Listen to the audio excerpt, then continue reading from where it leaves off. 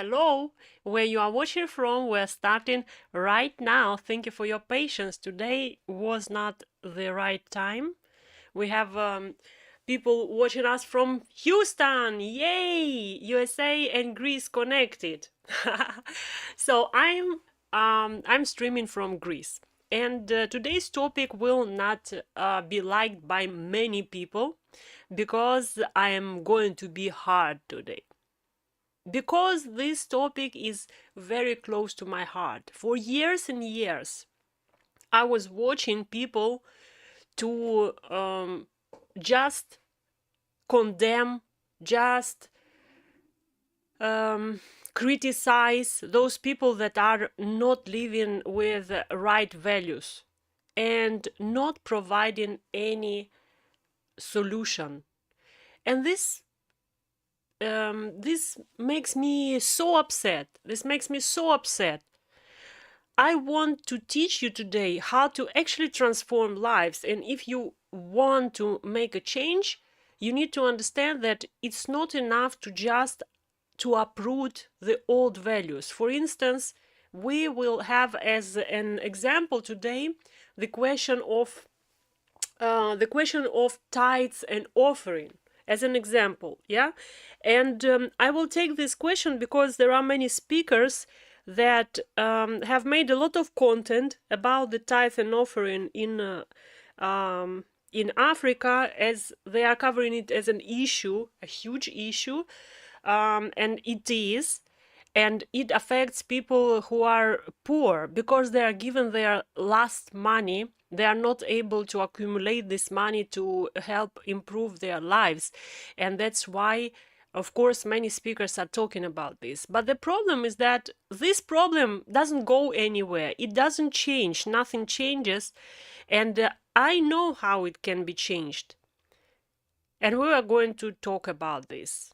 So the framework I'm going to present to you is uproot and sow. It speaks for itself. So if you have a field that has a soil, fertile soil, very good soil, but it's full with weeds. It's full with plants that do not allow the cultures that are useful to grow. So what do you usually do? You uproot, you remove them. Yeah, you remove these cultures that are not useful, and you try to sow something useful. If you are not going to sow, the same soil will produce weeds again. So, do I say it correct? Weeds? These bad plants. How do you say the bad plants? Yeah, so that's what's happening. If you are not going to sow something, the same place, the same soil will produce again wild plants that will not allow you to grow your crops. Now, if we take the question of beliefs, a belief system in Africa and related to tithes and offering, it is connected to culture, it's connected to tradition, and it's actually connected to a very long tradition. And it's not that easy to uproot it. But it's possible if you are doing it strategically. And we are creators on a mission. If you have a mission to uproot anything, you want to change something, whatever, look at this example as an example that can be translated into your area, and you can do exactly the same in your own area. And today, as yesterday, creators on a mission, we are going to draw. It's like my mission is to draw here. That's the best illustration. I love to draw. So we are going to start with first step that you need to uproot and sow to make a change. And we're talking about the change of values, and specifically difficult change of values. Yeah. So here it is. It is the first step is awareness. Let me take my pen and get ready to draw. So the first would be, first step would be what? Okay, that's not what I want. I need a different color.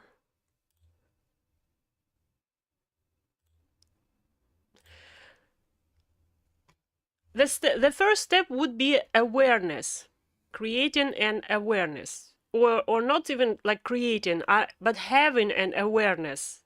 So people who are following the same tradition, that are living on with the status quo, and let's make an example, the tithes and offering, they are afraid to change it.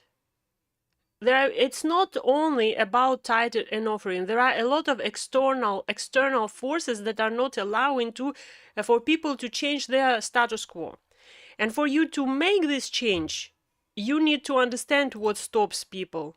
You need to understand what issues they are dealing with. And for instance, if we are talking about the tithes and offering, that's related to fear. This related to the value of generosity. Have you ever thought that it is connected to the value of generosity? So people are growing up to be generous. People are growing up not to hold up to this, to money, to something physical. And of course they are abused. They are abused because they have this fear of disobeying God and not paying the tithe. How do you change it? So what do I suggest? When you work with people, when you create content, when you create YouTube videos, when you create books, let me go here. So when you create books, you need to help people to question their belief systems. And this is how you do. So actually, I am giving you questions. Yeah? So question number one is, here, people have to ask themselves these questions. And with your content, you can help them ask these questions. So question number one, what do I defend most when someone questions me? Did you notice that people are defending what is the most destructive in their life? They are protecting it. For example, if someone is living in a relationship where they are abused, it's so often, especially women, they will protect the abuser, because they will protect their status quo, because being in something unknown is more scary than being in abusive relationship, which are scary too. But at least this is a scary thing that you can control. You know how to control it within the limitations that you got used to. And to totally change it, to leave the abusive man, she can't. So for her to understand what is her value that stops her, what is the root, you need to see to uproot something, you see, the person needs to see the root. So your content has to be able to show this root. So they have to ask, what do I defend most when someone questions me? So what you can do when you create the content, you can say, do you feel like you are defensive about this topic? Do you know when you are defensive about this topic, it means it's time to make a change? So you have to create awareness, and you have to educate people about what do they need to change, but not in a way that is aggressive, just a gentle reminder and gentle direction. What's next? Next question is, when have I felt most proud of myself, and what value was I honoring? And if we take the example of tithe, everyone who is paying tithe is actually very proud of themselves when they did it. They are happy they've been able to do it at expense of their kids having food. Or if it's a person who is gambling, this person would be happy to win, no? So the person would be proud of this thing. And what about the next question?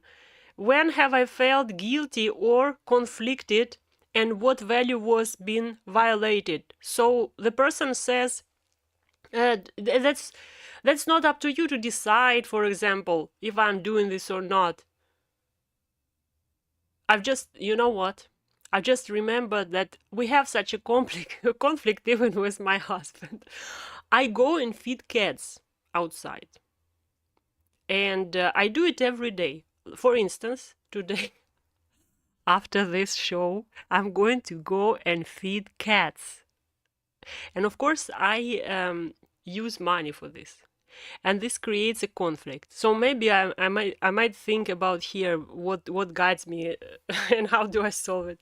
So anyways, that's what shows you your values. I'm talking in a secret because I have my husband near here.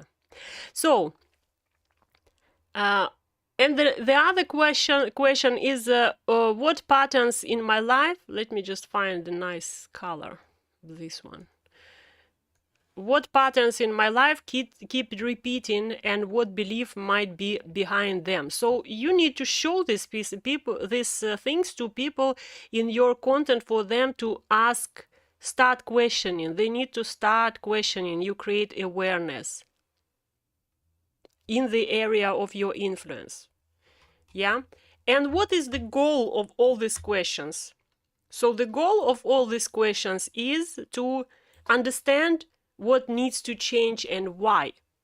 So actually asking many whys helps to find the reason and the root of why this is happening. So what you can, if you have a coaching session, for example, you can ask many whys, and you can say, okay, you are paying tithes. Why are you paying tithes?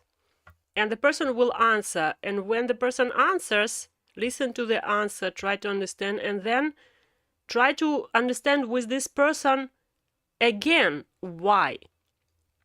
After this answer, why they are doing what they have answered. And then again, why. And every why, it helps you to dissect the problem and find the root. So creating the awareness and helping people to see the root, this is the step number one, and many are doing this. Although sometimes you can see that people are going straight away to the next, which is what? Which is uprooting. So this is usually done violently. Yeah, uprooting the plants is violent act. So that's what usually people are doing from the stage.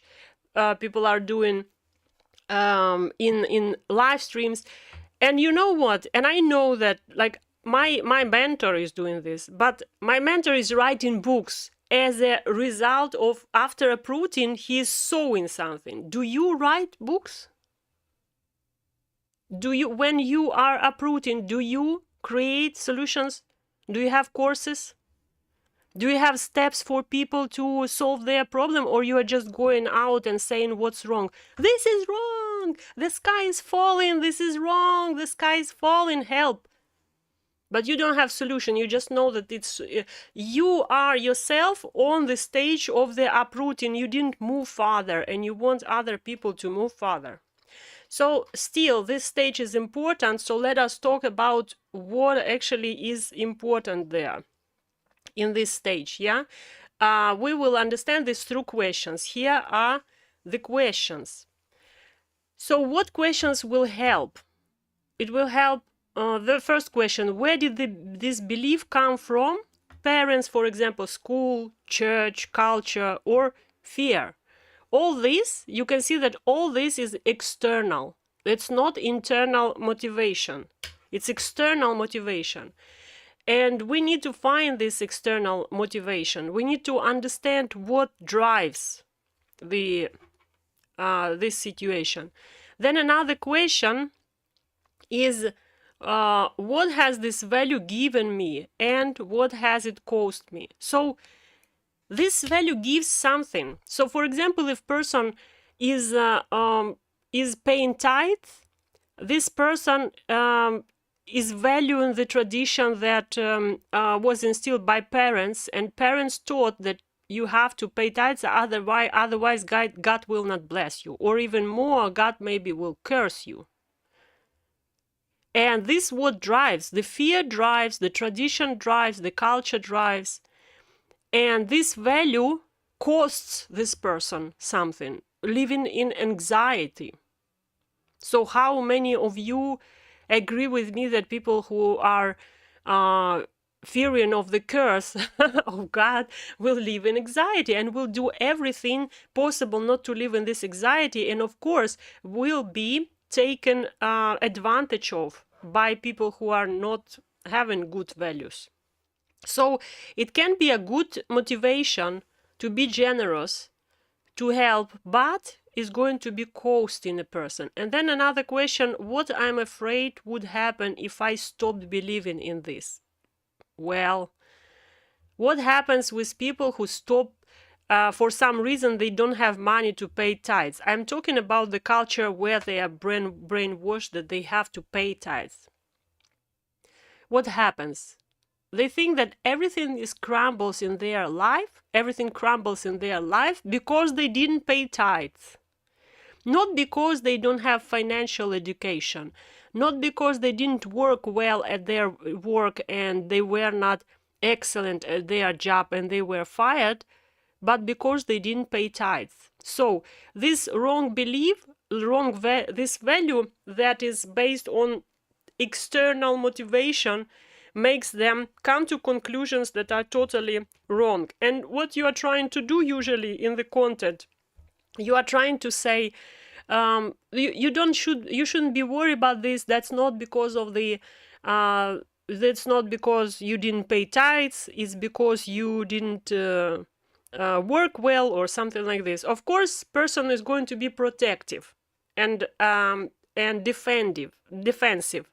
This person is going to defend that, no, you don't understand, and simply you are not a believer. You don't understand what you are talking about.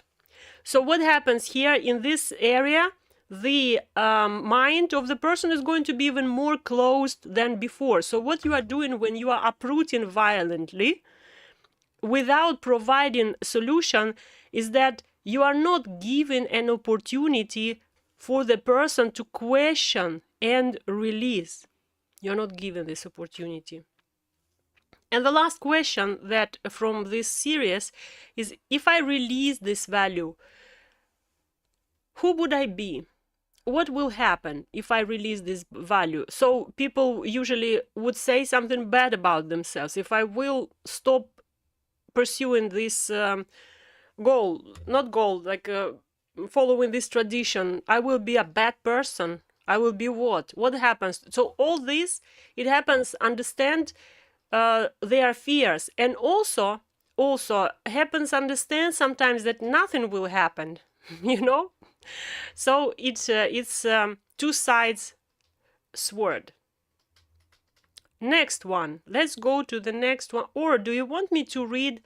Let me actually switch a little bit and read to you an example of Amara, who actually in this situation, how did she go through these questions?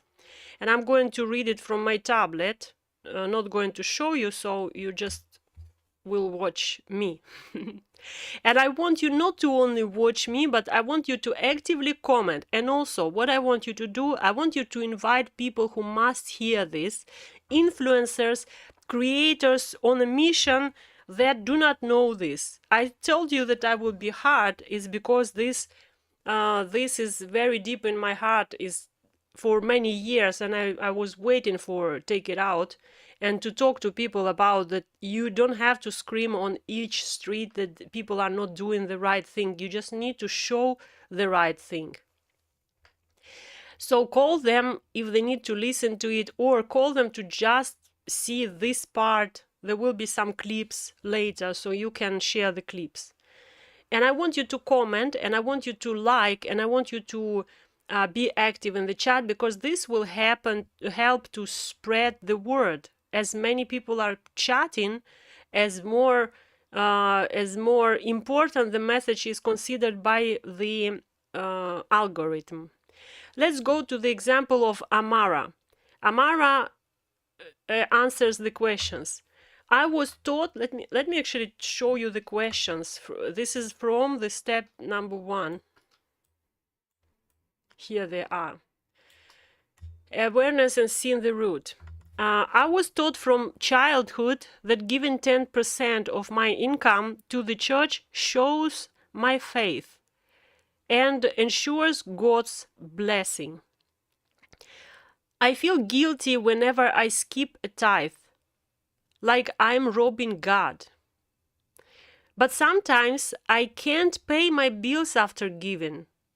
I feel torn between obedience and survival.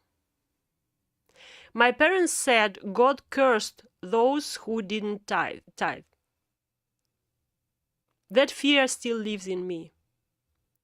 Do you understand what happens in the mind of this person? This is overwhelming fear of letting go the old belief. Let us go to the next set of questions and see what Amara has answered there. So you see that Amara, she just begins to loosen the root. She just begins understanding and questioning that maybe there is something wrong. She understands that she has a fear. That's important. And this is what you can point out. Do you have a fear? Do you have a fear? Point out every time this in your content. Are you having a fear and anxiety that you didn't pay tithes? We have to work on it. That's what you have to tell to your people and your followers. I see 3 people. 3 people. That's amazing. You know, 3 people in the chat watching this live stream is just amazing. You know how it helps our stream, and more people will be joining just because you stick around. Thank you so much for joining, even though I was late. And I was late because I'm a little bit sick. I got cold and it's a little bit challenging, but we're good to go. Now, the questions from the set of answers from the set of questions about uprooting. Why do I believe I must, that's what Amara says. Why do I believe I must give exactly 10%? That's already when a person starts analyzing. Why do I have to give exactly 10%? Is it my own conviction? Am I convinced that I have to give 10%? Or is it fear? Or is it fear of punishment? Will I be punished actually? Good evening, Ariomi, and Real Man Mentor is writing, letting go of the old belief is tough. I feel same as Amara. And everyone who is watching this have gone through this. And you know, interesting secret. The best time when you are ready to challenge your status quo and release the old beliefs is the time of change in your life. For example, getting married, or children leaving the house for university, or having children, or changing the job, or so the big change in your life, it helps you, it motivates you to change your belief system, and actually it helps you to remove the old values and question them. So it's good to build programs, to build videos around this situation when the life of people are changing, and question their old beliefs there. So Amara, next answer. My church says giving shows loyalty. But I've seen leaders misuse funds. I'm supporting faith, or am I supporting corruption? That's when she starts already being torn between the fear of not giving and understanding that something is not right. Something is really, really out of control. And then she says, maybe my guilt isn't from God, but from social pressure. Now she's usually in the previous stage, people are even afraid to say that something is not from God. And now she's questioning, maybe that's not from God. Maybe there is a different source. And then she says, the verse says, God loves the cheerful giver. And I am not cheerful anymore. When I give, I feel anxious. She feels anxious and she feels worried about her future. So what was the shift here? That obedience maybe is not that important if she values faith. So now she wants to keep believing, but now she thinks that, wait, maybe believing, having faith and obedience to the old tradition is not exactly the same, because now she started to find another verse in Bible saying that God loves cheerful giver. Haven't she seen this before? She could not give enough value to this, give enough weight to this verse before. So you see that the change happens slowly. Let us go to the next. Now, I think this example of Amara, we are going to review after each question. So we have six questions. Now this is number 3. So now we uproot it. And this place cannot be empty. As we say in Ukraine, there is a saying that the holy place doesn't stay empty.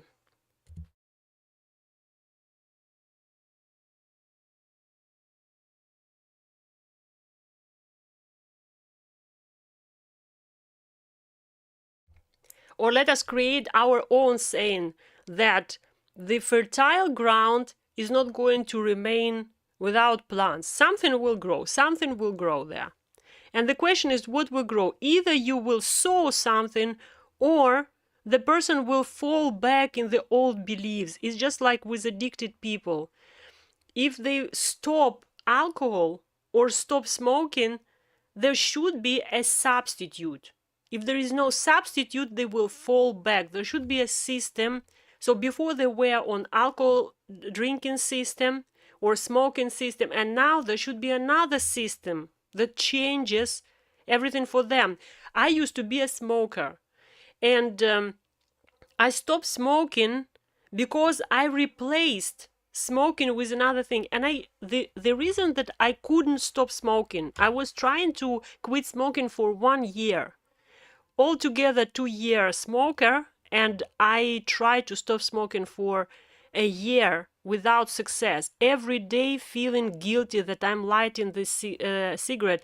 And not only that, I was not lighting 1 cigarette. I was lighting 20 cigarettes, 40 cigarettes a day. 20 years old, I was smoking up to 40 cigarettes a day, depending on the day. So believe me, I wanted to quit smoking, and I felt guilty every time for starting a cigarette. But I couldn't, because there was no substitute, and my fear was ridiculous. You won't believe. My fear was what I will do with my hands.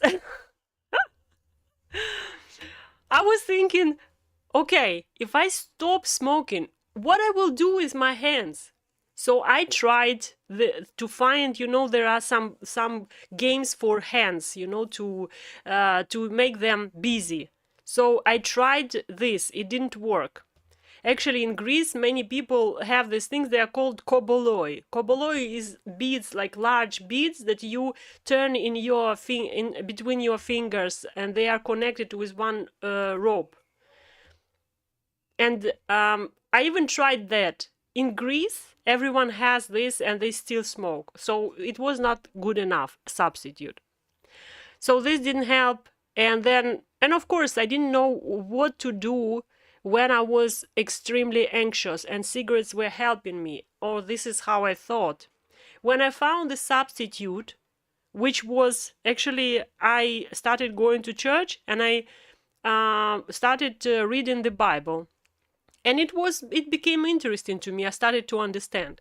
So one time I opened the Bible, and I opened the cigarette, and I understand that I cannot have both. Like in one hand I have a cigarette, and in one hand I have Bible, because I cannot turn, and it doesn't look nice. There is like a conflict inside. I cannot have Bible and cigarette, so I had to choose.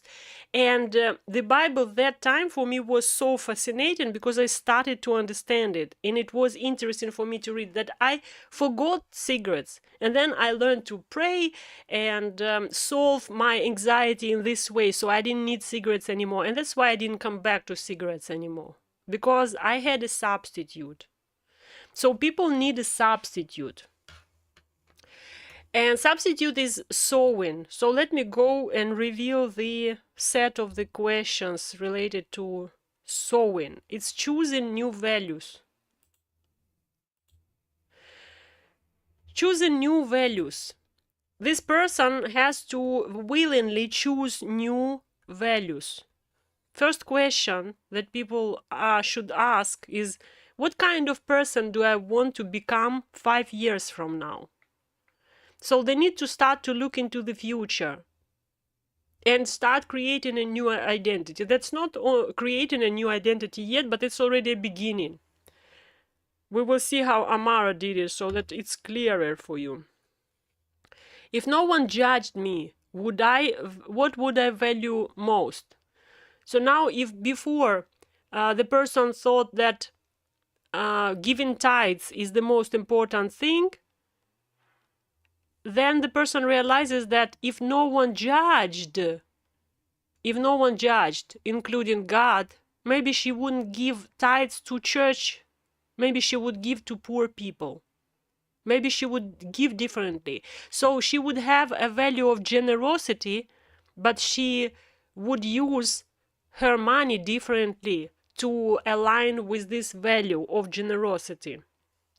Another question that Amara should ask is, what values make me feel grounded, alive, and peaceful? Definitely giving tithes or smoking a cigarette doesn't make you alive or peaceful or grounded. Maybe grounded.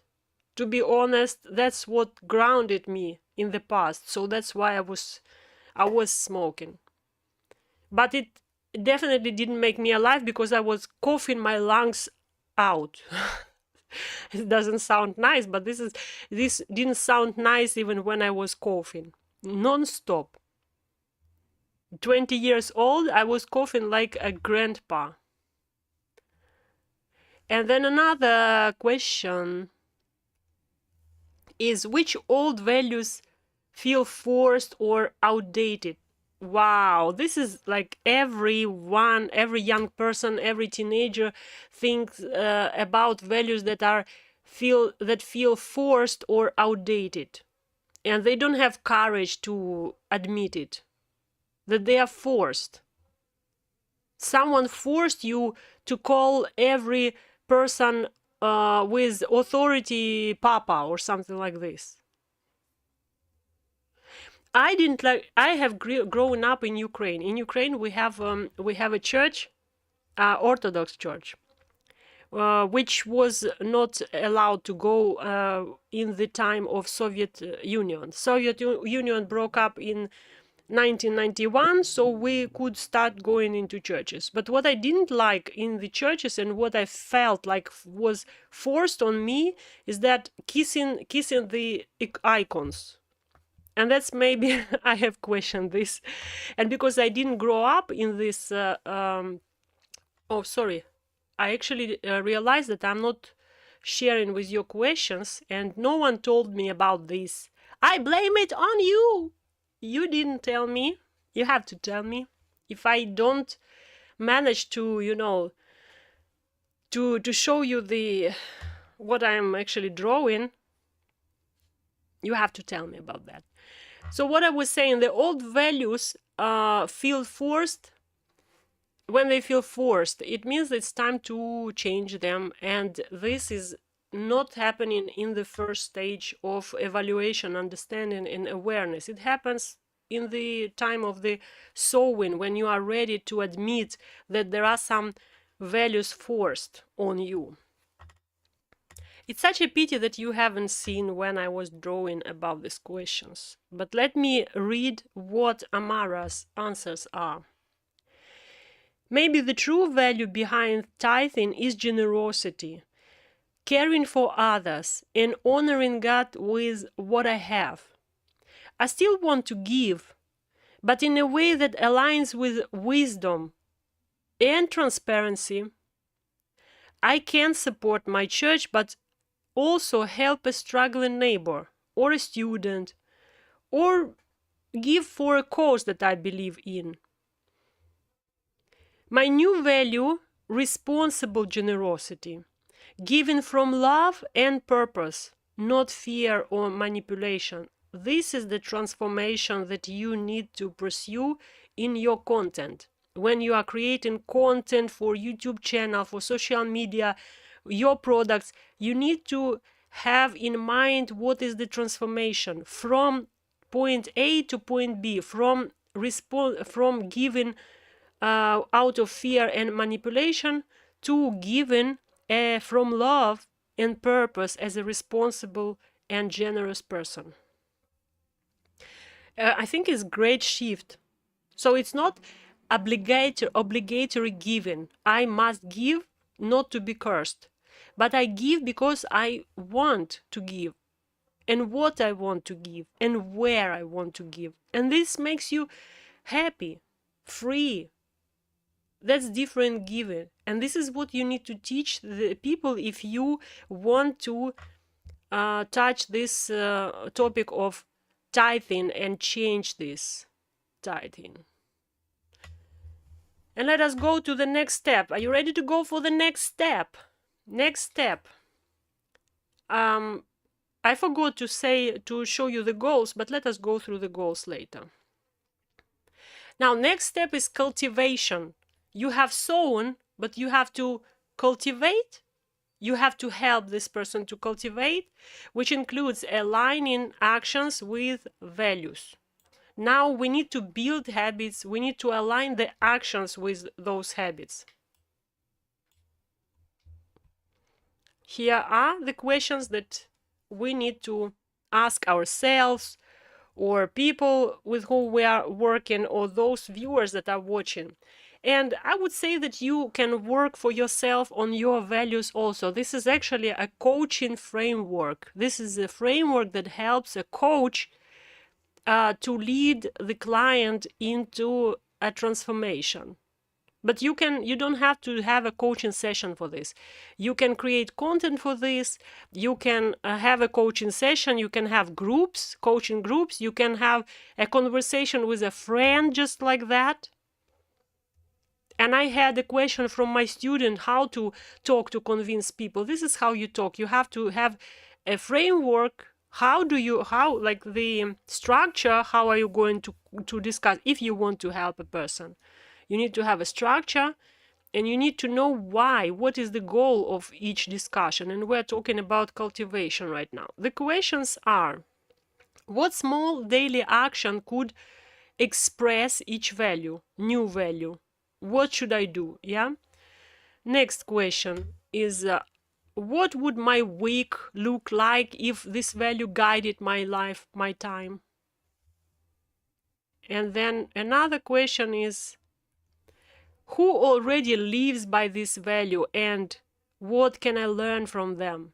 And this is a very important thing. And we had a discussion with Israel Good News Balogun, who was invited to our Friday's call, but didn't come, but promised to come.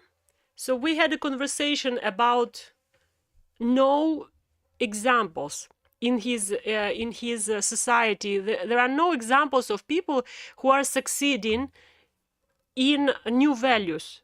Not because they don't have new values, but the reason is because there is another value that has to be uprooted, is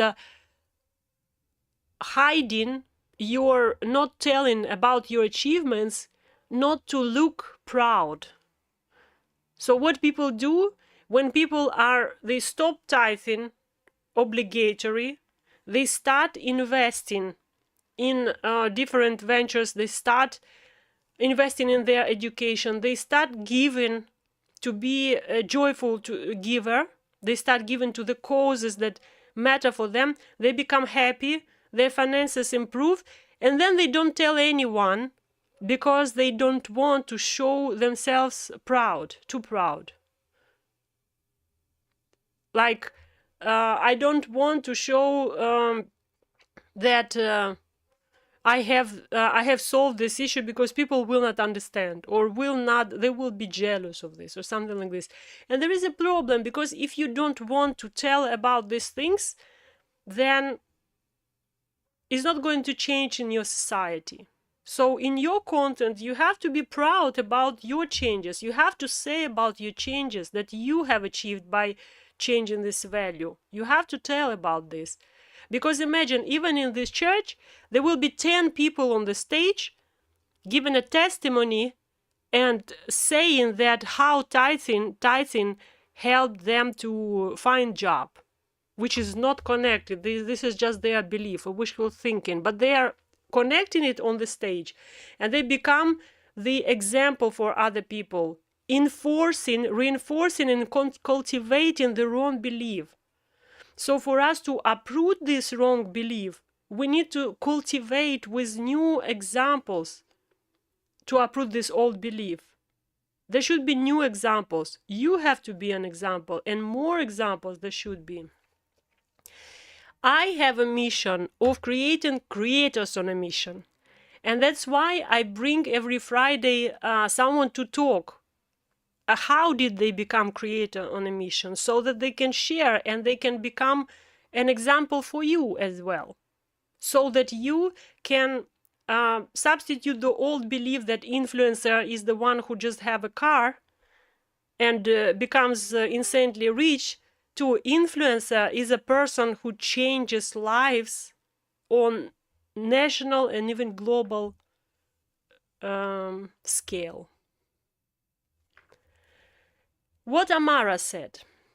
Amara said about questions related to cultivation. I'll create my monthly giving budget that supports both my faith community and social causes I care about. Before giving, I'll pray or reflect. Is it an act of love or an act driven by fear? Once a month, I'll volunteer my time. Generosity isn't only about money.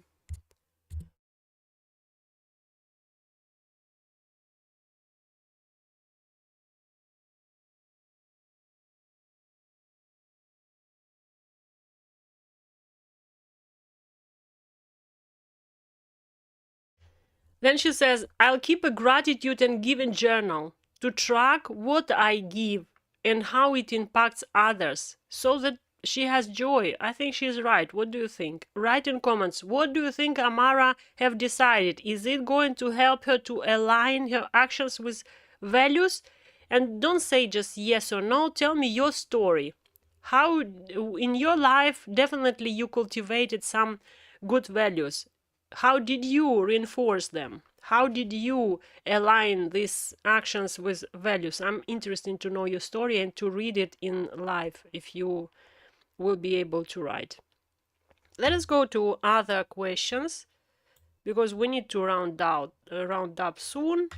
I usually do it not more than 50 minutes, but now we have already 44. We will maybe spend a little bit more time. Questions related to integration and rewriting the story. Everything that I teach you today is based on psychology. So behind this are actually research and frameworks that psychologists are using to help people get out of different problems. So this is not from my mind, it's based on research, although it aligns a lot to how I think. Question number 1, who am I becoming through these changes? Rewriting the story, right? So we are thinking about ourselves differently. How do my new values shape my relationships, work, and choices? So now you start seeing that your life is going to change because of those new values, and you want to see a good outcome. So you need to dream how your life will improve because you change these values. What's one story from my life that shows how I've grown? So this is most probably over the time. That's rewriting story. Yeah, that's already after change. And then if I told my younger self about this transformation, what would I say? That's reinforcing what you have instilled in you as a new value. If this is what you are doing for yourself, or if you are helping your viewers, you can help them to rewrite their stories. Let's see what Amara said. For years I believed being faithful meant giving even when I couldn't afford food. And it's a reality. Actually, people are thinking like this. Now I see faith as using wisdom and love together. And I am still a giver, but now I give from abundance of my heart, not from fear of curses. I no longer feel guilty when I can't tithe exactly 10%. I feel grateful that I can still share what I have in other ways. My faith feels lighter. It's not about percentages, but about compassion. So she remained generous, but now she's not fearful. She's not fearful. Now she's wise. That's a transformation. And the last one is maintenance and protecting the garden. So once everything is uprooted and growing and sowing and growing, you have to protect the garden. Isn't this the Great Commission? I mean, isn't what it was said in the Edom? First thing, what was said to Adam, go and like maintain this garden. And he was doing it. So let's go back to this garden. And here are the questions that will help. So there should be a periodical return to these questions. So periodically review which values feel alive, which need renewal. Because every time we grow, values change. Let's say when I was a child, I thought that mom was my god or my father like was my idol, because I couldn't imagine my survival without them.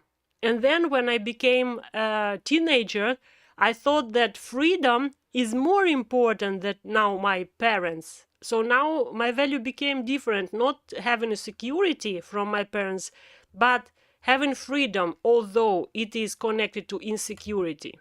Every teenager wants to run away from his house, no? Then another one, notice when old weeds reappear. Instead of shame, use awareness to prune. So look at when you fail and you go back to your old habits, you again you give out of your fear of being judged for not giving, for example. It can happen. So that's not for you to judge yourself. It is for you to readjust the system. Okay, I just failed, which is okay. It happens, but I know what is my new value, and next time I will avoid this situation, or I will tell this and that. So you readjust your system. You get a ready answer for the next time, how to say no. Okay?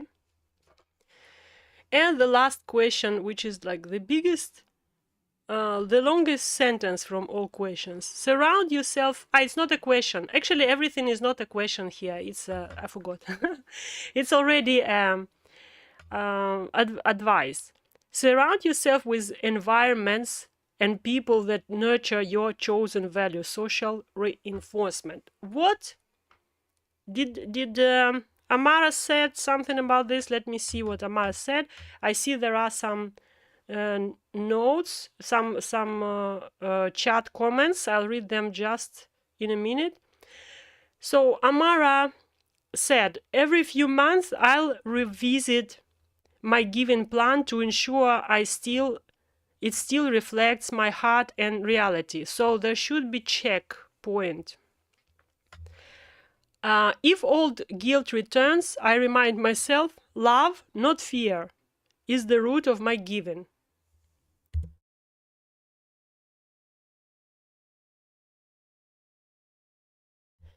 I'll surround myself with communities that practice transparency and encourage personal choice. I'll keep educating myself about financial literacy and ethical giving. Bingo! This is the transformation that we were waiting for from Amara, is that she will invest in understanding financial laws and be more secure in her finances. So let me check what is the comment. There is a comment from Oriyomi, and she said, Amara is right by defining the purpose of her giving. Amara is right by defining the purpose of her giving. She is intentional and her giving is love-based. I also give out of love to solve the problem of others as I am enabled to do so. Very good, Oriyomi. This comment was from Oriyomi. If you have comments, if you want to add something about Amara's choice, you can do it. And I want to say that it's not always like this. It doesn't happen always like this. Sometimes people will change values, but they will not be so drastically changed. They will change just a little bit. For example, yeah, they will give tithes, but they decide that now they don't give any additional offerings. Yeah, because their value changed just a little bit. Okay, but it's also a progress. So this is how you should build your content around. All questions is a topic for a video, is a topic for essay, for an article, is a topic for a book. On each of these questions, you actually can write a book. So look, can you write the book about integration? How to rewrite your story? You can actually even write about you and show how did you change these things, and it can be for someone very helpful. Cultivation, you can write a book about cultivation, not specifically cultivation, but how you did a daily action that helped you to make a change, or how to do it to other people. So that's just like few ideas. Let's not stop here. I am ready to conclude. What I want to do is I have to go through the goals that I skipped. I skipped the goals. So every of these questions, it has a goal. So let me just make it smaller. You can see. So awareness. Awareness has a goal, which is understand what needs to be changed and why. The uprooting has a goal. Disengage from limiting and outdated values and beliefs. Sowing has a goal. Replace the old value with something life-giving and self-chosen. Cultivation has a goal. Turn values into lived habits. Integration. Consolidate the new identity that grows from new values. And maintenance has a goal. Keep the new system alive and evolving all the time. So you see, we were talking about value system change. If you want to change value systems, this is how you do it. I will read takeaways. If you have any takeaway from this call, from what I have shared, I will be happy to read it, and I would like you to subscribe to this channel, because we are creators on a mission. We need to have a network of people to grow, and we invite you into this network. This network is community here. You don't have to pay anything. It's just a community on YouTube. Subscribe so that we know that you are part of the community. And actually there are 60% of people who watched my content unsubscribed, which is like, it's okay, but we have to change this. And I want you to help us grow to 1 million subscribers. Yesterday there was a live stream where I actually explained how you can grow to 1 million subscribers. There is a system. I am all about systems. So I shared yesterday my system. Just it was like a part, but I think you can benefit from this. Go and watch yesterday's video stream. So I see there is a comment I love there. It's from Real Man Mentor. I still wait for the comment because it's not whole. Still wait for. Go on and write. And meanwhile, I'll tell about tomorrow. So tomorrow, because this month we are working on how to find your mission, how to identify what is your mission, we have actually covered this topic already. It's enough information there to find your mission. But I want tomorrow practically to show you how to break down this mission into actionable steps and goals for your life, so that you know how to go about this, what to do about this. And it's specifically for creators on a mission. This is specifically for people who are creating content. So there will be just an example. You can apply it to yourself. You can adjust. It's also from my own experience that I'm sharing the system. Well, I don't see any comments. Any more comments? I don't see, because if I will end this stream, unfortunately, we're not going to be able to read these comments, because even if I end the stream, you send them, and they're not going to be documented. They're not going to be in YouTube, unfortunately.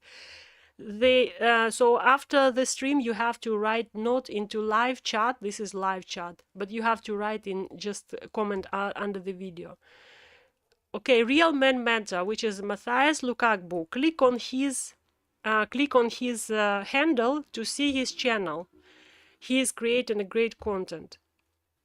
He's saying, love the transformational journey of Amara. This is a deep session that requires watching again. Wow, lots of value. Thank you so much.